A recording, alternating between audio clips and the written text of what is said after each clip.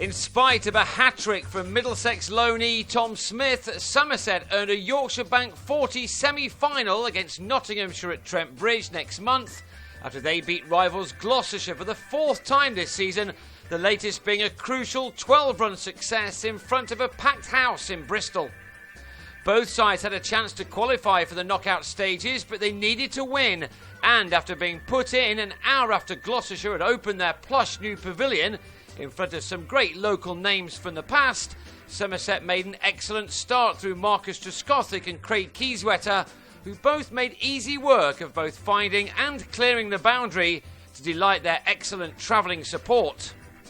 Trescothick, who's been struggling for form for too long, chose this day to discover it by making a 50 off 55 balls with 7 fours and a 6 included at a ground where he always seems to score runs. He put on 105 for the first wicket with the in-form Kieswetter, and that was made in 12.5 overs. But the ball, after getting to his half-century, Trescothick threw the bat at a delivery from Craig Miles and was held in the covers by Alex Gidman. Next ball, Nick Compton drove a full toss to Ian Cobain at point, and now Gloucestershire, who've surprised a number of teams in this competition this season, were on their way. David Payne found the edge of Kieswetter's bat as he tried to hit a short ball into next week. He was gone for 42 at 126 for 3 after 16 overs.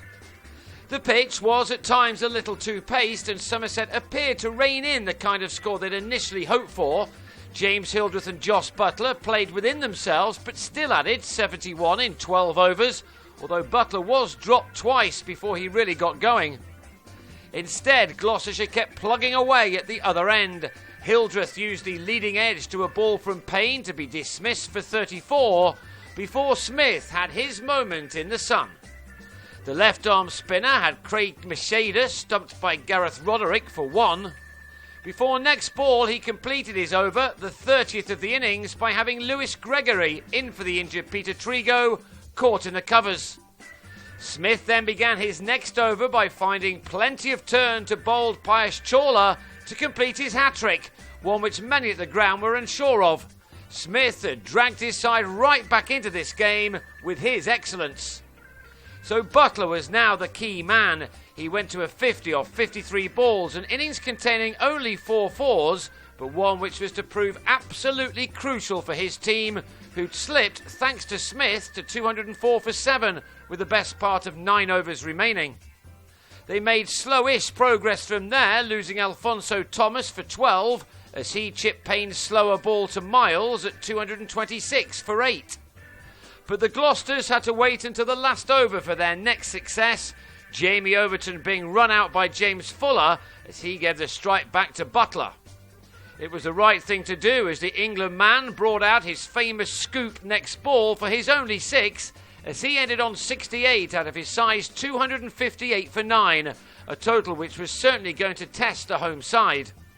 Yet they soon began to appear to be the favourites as Michael Klinger, who's had a fabulous competition with the bat, and Hamish Marshall got their side off to just the start they would have talked about in the break. Gloucestershire knew that even a win would not guarantee them a place in the semi-finals, but they also knew that only a victory would give them a chance, and these two experienced players opened up the innings with a partnership of 63 in the first 10 overs. The atmosphere in this developing ground was bubbling with every boundary. Somerset needed a wicket, and it was left to Chawla to supply it as Marshall on 30 toe-ended a drive off him to find Gregory in the deep. 29 runs came off the next 5 overs, and then Klinger pulled Steve Kirby to Chawla. The Gloucestershire skipper was convinced, though, that the ball hadn't carried, but he was given out. A huge wicket for the visitors as the Australian departed for 40. Chris Dent helped himself to 31, but then scooped a ball from Thomas out to Hildreth, as Somerset just kept nicking wickets when they needed to do so. Each one, of course, slowed down the rate a little, and it was now left to Cobain and Gidman to set up the match for their team. As their partnership progressed, there was not much to choose from between these two sides, Somerset possibly with the advantage, as they have won over their neighbours this summer. Cobain thrashed Gregory over mid-wicket for a 6, as this pair now took the runs required down to 77 from the last 10 overs. But again, they lost wickets at crucial moments. On 39, Cobain gave Thomas something to smile about as he somehow managed to send a wide, slow bouncer to a running Buttler. Then 3 overs later, Gidman, having eased to 41, was superbly yorked by Overton, leaving the home side 60 to get off the last 7. They just needed one big over, but Chawla and Overton gave little away before Benny Howell top-edged a pull off the latter, with Buttler again judging the catch well behind the stumps. Gloucestershire were running out of steam just at the wrong moment, and in spite of a couple of late boundaries from Fuller, they fell 12 runs short of their target. Fuller was out at the death as Gloucestershire ended on 246 for 7.